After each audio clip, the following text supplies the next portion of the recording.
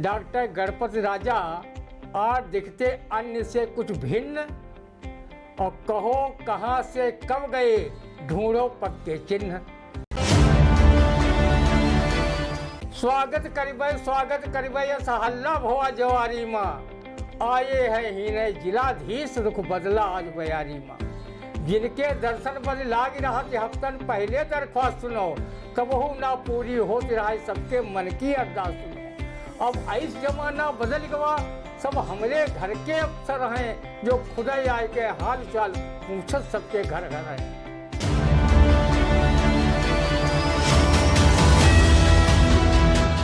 नमस्कार, स्वागत है आप सभी का आई इंडिया के खास कार्यक्रम रंदा में। खबरों पर रंदा चलाने के लिए आई इंडिया के स्टूडियो में मौजूद है वरिष्ठ पत्रकार, कवि एवं रंगकर्मी ज्ञान प्रकाश सिंह प्रतीक जी। तो प्रतीक जी, आपका बहुत बहुत स्वागत है आई इंडिया के खास कार्यक्रम रंदा में।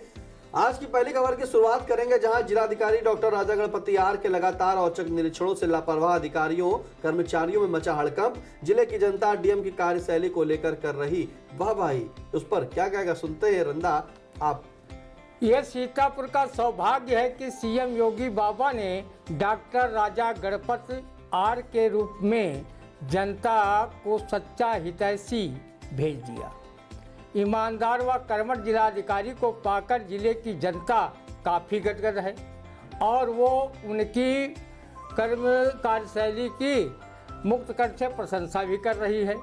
जानकार लोगों का कहना है कि जिले में डीएम तो अनेक आए, लेकिन विजय शंकर पांडे, विनोद शंकर चौबे, आमोद कुमार के बाद अगर कोई आम जनता से सीधे उसके दुख सुख को पूछने वाला कोई डीएम आया है तो वो हैं doctor Raja Ganpati are.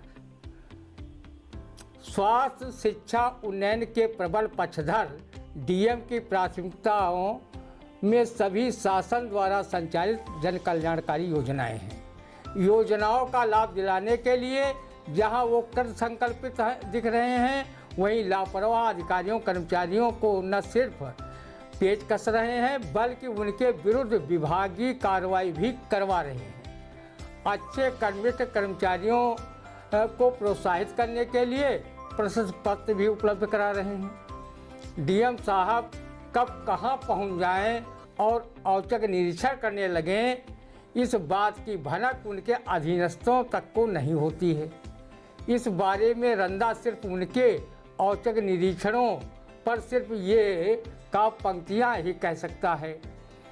DM doctor Ganpati राजा और दिखते अन्य से कुछ भिन्न, और कहो कहाँ से कब गए ढूंढो पक्के चिन्ह। रंदा ईश्वर से प्रार्थना करता है कि वो जनपद सीतापुर में दीर्घ काल तक रहें, ताकि यहाँ हर क्षेत्र में काबिज माफिया तंत्र का सफाया हो सके, पीड़ित पक्ष को राहत मिल सके। रंदा आई इंडिया न्यूज़ चैनल परिवार की ओर से इन काव्य पंक्तियों से उनका स्वागत व अभिनंदन करता है।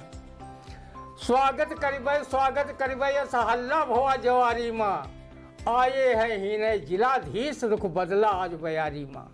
जिनके दर्शन बद लाग रहा थे हफ्तन पहले दरख्वास्त सुनो, कबहू ना पूरी होती रहा सबके मन की अरदास सुनो। अब ऐस जमाना बदल गवा, सब हमरे घर के अफसर हैं, जो खुदा आए के हाल चाल पूछत सबके घर घर हैं। मनैन की को बात करे, पस पक्षु तक खाना पानी छोड़ दीन, सब देखा वह तरफ कहीं ये तरफ के डीएम साहब ने मोटर का मोड़ दी। बिल्कुल, सब देखे वह तरफ कहिया जहे तरफ क्या डीएम ने मोटर मोड़ दी। यानी कि जिस तरफ जो है डीएम गाड़ी मोड़ देते हैं, वहां जनता के साथ सभी भीड़ जो है उमड़ पड़ती है, क्योंकि भीड़ उमड़े भी क्यों ना। जिस तरह से आप सीतापुर की बयार देख रहे हैं, जैसे हमारे रंदा ने कहा कि बयार बदल गई, तो वाकई बयार बदल गई है। जिलाधिकारी जहां जा रहे हैं निरीक्षण करने, जनता पहुंच रही है। बिना तहसील दिवस के जनता उस जगह पहुंच रही जहां जिलाधिकारी ने औचक निरीक्षण किया। अभी सिरौली सीएससी पहुंचे थे, वहां निरीक्षण किया था, तो जनता की तमाम भीड़ लग गई थी। वहीं पर जिलाधिकारी ने कहा आइएगा कार्यालय पर, लेकिन फिर भी उन्होंने वहां सबकी समस्याओं को सुना और जो प्रार्थना पत्र थे उसे स्वीकार किया। फिलहाल चाहे तहसील दिवस हो चाहे समाधान दिवस हो, भीड़ इस वक्त उमड़ रही है, क्योंकि जिलाधिकारी यानी कि जनता के अधिकारी कहे जाने वाले जिलाधिकारी अब सीतापुर में डॉक्टर राजा गणपत पटियार आ गए हैं और जनता की समस्याओं को सुन रहे हैं। फिलहाल अगली खबर, बलरामपुर जनपद के कोतवाली देहात परिसर में महिला आरक्षी से छेड़छाड़ में 3 पुलिसकर्मियों पर FIR दर्ज है। अब बताइए, महिला आरक्षी से छेड़छाड़, 3 वो भी पुलिसकर्मी कर रहे हैं। अब क्या होगा भाई योगी पुलिस का, सुनते हैं बाबा रंदा से।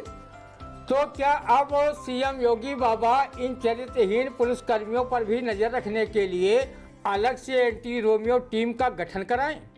जब ये अपने स्टाफ की महिला आरक्षियों से छेड़छाड़ करने में शर्म प्रूफ होकर दुस्साहस दिखा रहे हैं, तो फिर वो पीड़ित महिलाओं से थाना कोतवाली में क्या क्या सलूक करते होंगे, आप सहज अंदाजा लगा सकते हैं। जिन पुलिसकर्मियों को छेड़छाड़ की घटनाएं रोकने की जिम्मेदारी है, अगर वही छेड़छाड़ करेंगे तो फिर न्याय की उम्मीद आवाम किससे करे? पुलिस होकर करे अलेंदी, पीड़ित कहाँ न्याय का जाए? रंदा ऐसे दिलफेक चरित्रहीन पुलिसकर्मियों के बारे में किसी कवि की ये काव्य पंक्तियाँ वैसे ही सुनाया करता है।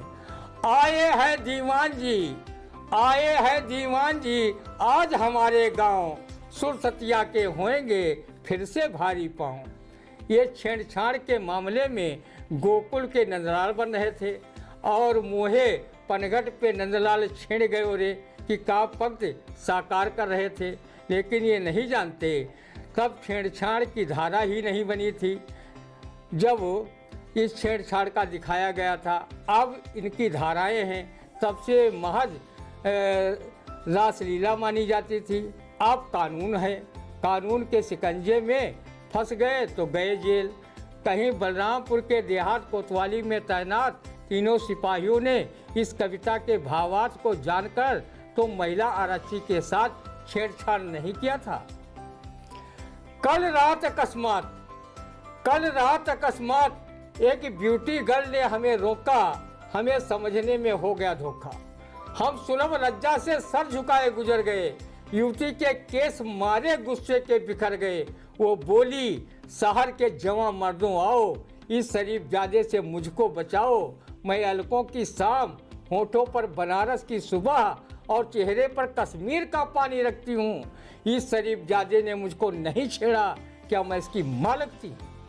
मैं अलकों की शाम, ओठों पर बनारस की सुबह और चेहरे पर कश्मीर का पानी रखती हूँ। इस शरीफजादे ने मुझको नहीं छेड़ा, क्या मैं इसकी मां लगती हूँ? आप समझिए कि यूपी की पुलिस जहाँ एंटी करप्शन टीम बनाई गई है, उन्हीं पर जिम्मा है कि कोई भी छेड़छाड़ करे तो काल उन्हें जो है पकड़े।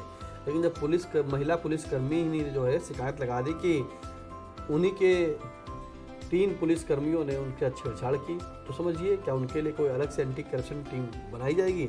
फिलहाल अगली खबर, जहां त्रिस्तरीय पंचायत चुनाव संपन्न होने में अभी 4 माह से अधिक का समय शेष है, सीटों के आरक्षण तक की अधिकृत घोषणा नहीं की गई है, फिर भी संभावित प्रत्याशी अभी से कर रहे मतदाताओं की मान मनोबल। जिला पंचायत सदस्य हेतु वार्ड संख्या 17 से समाज सेवी अजय जायसवाल व वार्ड संख्या 18 से समाज सेवी राम कुमार राजपूत ने जनसंपर्क अभियान में पूरी ताकत झोंकी है। तो समझ सकते हैं चुनाव से पहले उन्होंने ताकत झोंकी है। अब इस ताकत पर क्या कहेगा रंगा, सुनते हैं। ऐसे लोगों के लिए कहावत बनी है कि होठ भुरारे खांसी आवे और 1.25 साल से मुंह फैलावे। जिला पंचायत सदस्य, ग्राम प्रधान व ग्राम पंचायत सदस्य पद के अनेक संभावित प्रत्याशी मतदाताओं से संपर्क कर अपने पक्ष में मतदान करने हेतु पहिया पलौटी कर रहे हैं। ऐसे भी संभावित प्रत्याशी हैं जिन्होंने कभी एक दूसरे को ना तो राम जोहार की होगी और ना ही अपने माँ बाप तक के पैर छुए होंगे। लेकिन चुनाव भी क्या चीज़ है, वो हर छोटे बड़े मतदाताओं के पैरों की धूल लेकर अपने माथे पर रगड़ रहे हैं। जहां संभावित महिला प्रत्याशी है, वो भी अनेक देवरों के साथ घर घर जाकर अपने पक्ष में वोट देने का माहौल बना रही हैं। अभी से सड़क, नाली, खरंजा, स्कूल, अस्पताल, पुलिया, साफ सफाई, बिजली उपलब्ध कराने का वादा कर रहे हैं। कोई संभावित प्रत्याशी चुनाव के हैं 4 निशान, पूरी पुड़िया पहुँच पर का फार्मूला अपनाए हुए हैं। जिला पंचायत सदस्य पद के वार्ड संख्या 17 के संभावित प्रत्याशी समाजसेवी अजय जायसवाल व जिला पंचायत वार्ड संख्या 18 के संभावित प्रत्याशी राम कुमार राजपूत ने जहां अपने अपने क्षेत्र को फ्लैक्स बोर्डों से पाट रखा है, वहीं सुबह से लेकर शाम तक मतदाताओं से संपर्क का अभियान छेड़े हुए हैं। जब अन्य दावेदार चुनाव लड़ने का मन बना रहे हैं, तब ये दोनों संभावित प्रत्याशी 3-3 बार मतदाताओं से मिलकर उनके पक्ष में मतदान करने की अपील कर चुके हैं। इनके जनसंपर्क को देखकर रंदा को शायद महफूज रहमानी की एक पंक्तियाँ याद आई हैं। वोट लेना है तो 1 लाख लुटा देते हैं, दौड़कर खुद ही गले सबको लगा लेते हैं, कोई दर छोड़ भी देता है भिखारी, लेकिन ये प्रत्याशी तो हर एक दर की सजा देते हैं। इन प्रत्याशियों को वो भी मतदाता जनसंपर्क के दौरान जरूर मिले होंगे जिनका नारा है कच्ची दारू कच्ची वोट, पक्की दारू पक्की वोट, मुर्गा दारू साथ हो तो खुला वोट। रंदा जब किसी छोट भैया या बड़े नेता को मतदाताओं से के चेहरे पर मुस्कान लाकर वोट मांगते देखता है तो किसी कवि की यह कविता उसके दिलो दिमाग में कुलबुलाने लगती है। प्लास्टिक सर्जरी के जमा थे कुछ विद्वान और चला रहे थे अपनी जुबान। एक बोला मैंने एक लंगड़ी को टांग लगाई थी, वो ओलंपिक दौड़ में पहली आई थी। दूसरा बोला मैंने एक लूले को लगाया है हाथ, उसने बॉक्सिंग में करारी दी है दारा सिंह को मात। तीसरा बोला यार मैं तब से हूँ बहुत परेशान, जब से एक भेड़िया के मुंह पर चिपकाई है आदमी की मुस्कान। वो हाथ जोड़े घर घर में जा रहा है और इलेक्शन के लिए वोटें पटा रहा है, बिल्कुल, देखिए इलेक्शन के लिए वोटें पटा रहा है, मतलब यह वह हाथ जोड़े घर घर में जा रहा है और इलेक्शन के लिए वोटें पटा रहा है। तो आप समझ सकते हैं कि चुनाव आने से पहले ही प्रत्याशी जो है दर दर माथा टेक रहे हैं। जिनके घर कोई नहीं जा रहा था उनके घर अब मतदाता जाने वाले हैं और जा भी रहे हैं और वोट की अपील कर रहे हैं। फिलहाल अपने पक्ष में माहौल बना रहे हैं। फिलहाल अगली खबर की शुरुआत करेंगे, जहां रामपुर जेल में कुर्सी न मिलने से नाराज आजम खां, मुलाकात करने से किया मना। अब सोचिए आजम खां नाराज हो गए जेल में, कह रहे हैं किसी से नहीं मिलेंगे। क्यों? क्योंकि उन्हें कुर्सी नहीं मिली। सुनते भाई इस कुर्सी पर रंदा की बातें। शेर चाहे जंगल में हो या पिंजरे में कैद, उसकी गुर्राहट व दहाड़ कम नहीं होती। जेल प्रशासन को उन्हें कुर्सी ये समझकर उपलब्ध कराना चाहिए कि जो व्यक्ति विधायक, सांसद व कैबिनेट मंत्री के रूप में करीब 4 दशक तक कुर्सी से चिपका रहा हो, उसे भला किस बिना कुर्सी कहाँ चलाने वाली है।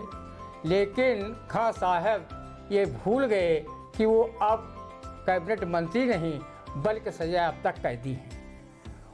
उन पर किताब चोरी, मुर्गी चोरी, बकरी चोरी, भूमि पर कब्जेदारी जैसे अनेक मुकदमे दर्ज हैं। खां साहब पर करीब 90 आपराधिक मुकदमे हैं। 55 दिन जेल के बाहर जमानत पर रहे, हवा में सांस ली। अब 2 पैन कार्ड मामले में पिता पुत्र 7-7 साल के लिए फिर अंदर हो गए। उनके जेल के बाहर आने व फिर जेल के अंदर जाने पर जेएनयू के पूर्व अध्यक्ष कन्हैया कुमार का ये कथन खां साहब पर खरा उतर रहा है। जब तक जेल में चना रहेगा आना जाना बना रहेगा। खां साहब तो खां साहब हैं, रस्सी जल गई लेकिन ऐंठन नहीं गई। ये भी कहावत उन पर खरी उतर रही है। खां साहब जेल में 1 क्लास की सुविधाएं व कुर्सी मांग रहे हैं। अगर जेल मेलबर्न में ये सुविधा उनके लिए होगी तो ज़रूर मिलेगी। उनके स्वभाव में तब्दीली ना आने पर रंदा सिर्फ उनके लिए ये शेर ही कह सकता है, वही रफ्तार बेढंगी जो पहले थी वो अब भी है। रंदा उनके साहस और धैर्य की भी प्रशंसा करता है कि वो 2-2 बार सजा खाने जो 90 से अधिक मुकदमे होने के बावजूद भी वो योगी बाबा के आगे झुके नहीं। उनके स्थान पर कोई दूसरा नेता होता तो योगी बाबा के पैरों पर नाक रगड़ते हुए रहम की भीख मांग रहा होता। अब रंधा उनके लिए ये कहावत ही कह सकता है, जब पड़ता है फेर तब मकड़ी के जाले में फंसता है शेर। रंधा उनकी सपा शासन में हनक धमक देख चुका है। बिना खां साहब के सपा सुप्रीमो मुलायम सिंह का राजनीतिक कारवां आगे नहीं बढ़ता था। उनके निर्णय में कोई दखलंदाजी नहीं कर सकता था। राजनेताओं के लिए जेल काटना भी कोई ज़्यादा परेशानी का सबब नहीं है। कवि अमरेश मिश्र ने ऐसे लोगों के लिए ये कविता लिखी है। अपने देश में कानून अमीरों के लिए हनीमून, न समझों के लिए अफलातून और गरीबों के लिए खून है। और जेल अमीरों के लिए देहरादून, वीआईपी के लिए कुल्लू मनाली रंगून तथा गरीबों के लिए गंजे का नाखून है, गंजे का नाखून। गरीबों के लिए खून है, अमीरों के लिए देहरादून, वीआईपी के लिए कुल्लू मनाली रंगून और गरीबों के लिए गंजे का नाखून है। ये जेल है साहब, यहाँ जो होगा जेल में ही होगा। और जेल के मैनुअल में अगर आपको लिखा होगा वीआईपी ट्रीटमेंट तो वो भी मिलेगा। फिलहाल आजम खान साहब जो है इस वक्त जेल में है अपने बेटे के साथ, और जेल में होने के चलते वो काफ़ी बार नाराज़ भी हो रहे हैं। क्योंकि नाराज़ इसलिए हो रहे हैं कि उन्हें कुर्सी नहीं दी जा रही है, कभी सामने शिकायत आती है कि उन्हें कंबल नहीं दिया गया, तो तमाम ऐसी शिकायतें आ रही हैं। लेकिन फिलहाल आना जाना उनका जेल में बना है। जो कि जो जेएनयू के पूर्व अध्यक्ष हैं कन्हैया कुमार, उनकी एक पंक्ति है, उस पंक्ति में लिखा भी है कि जब तक जेल में चना रहेगा आना जाना लगा रहेगा। फिलहाल कैसा लगा आपको रंधा, कमेंट बॉक्स में जाकर जरूर बताएं। और हाँ, अगर अभी तक आपने इंडिया को सब्सक्राइब नहीं किया है तो यूट्यूब पर जाकर इंडिया को सब्सक्राइब करें, एक्स अकाउंट पर फॉलो करें, फेसबुक पर फॉलो करें, इंस्टाग्राम पर भी फॉलो करें। और साथ में जो है फॉलो करने के बाद कोई जानकारी हो, कोई सूचना हो या आपको कुछ कहना हो तो हमारे आप कमेंट बॉक्स में जा करके लिख सकते हैं और फेसबुक पे टैग कर सकते हैं। दीजिए इजाज़त, तो मिलते हैं अगले रंधा के कार्यक्रम में। तब तक के लिए नमस्कार।